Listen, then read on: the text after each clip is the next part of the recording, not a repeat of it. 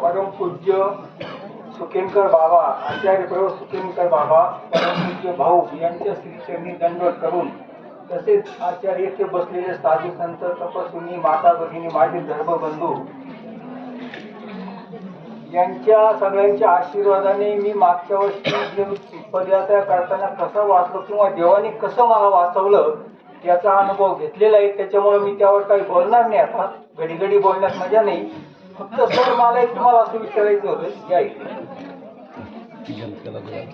की आता आपण ही पदयात्रा गावात काढली, गावात तर टाकून पूजा केली, म्हणजे आपल्याकडे विशेष आहे की नाही घरामध्ये स्पष्टीकरण द्या थोडं. माझा शंका आली अशी की बाबा आपण आपल्याकडे विशेष आहे की नाही घरामध्ये, असं प्रत्येकाच्या घरात विशेष आहे, पण ती प्रथा आमच्या घरात नाही चालू झाली. आता तुम्ही मी सांगा, आता निरीक्षण केलं पाहिलं असं तर आम्हाला शंका पडली म्हणून तुम्हाला विचारतो. ही प्रथा लागू झालेली आहे.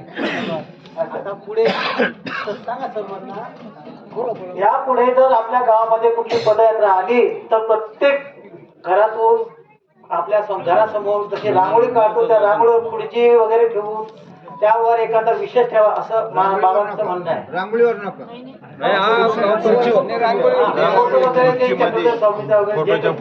फोटोच्या पुढे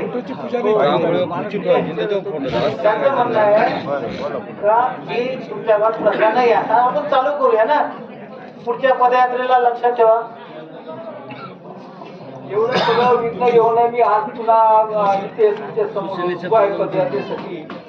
आणि एवढं आमच्या विशेष त्यांची तब्येत बरी नसताना केवळ भावंगी सांगितले छाती टोकपणे तर तुम्ही फक्त घेऊन या. म्हणजे देवाला सुद्धा सांगितलं तू उभा राहा, कार्यसिद्धी येथून करील म्हणून त्यांना सुद्धा घेऊन आलो. आणि पदयात्रा अजून तर काही अडचण आली नाही. 7-8 दिवस झालेले दंडवत.